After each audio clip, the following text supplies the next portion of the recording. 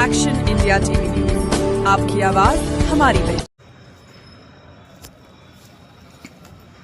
खैरी येथे मुख्यमंत्री ग्राम समृद्ध अभियान अंतर्गत खैरी गावातील स्वच्छता, ओपन जिम, नाना नानी पार्क, शौचालय बांधकाम, स्मशानभूमीत वृक्षारोपण, ओपन जिम, इतर विकास कामाची केशव पवार गट विकास अधिकारी पंचायत समिती राडेगाव, मस्के साहेब विस्तार अधिकारी पंचायत यांनी प्रत्यक्ष येऊन पाहणी केली।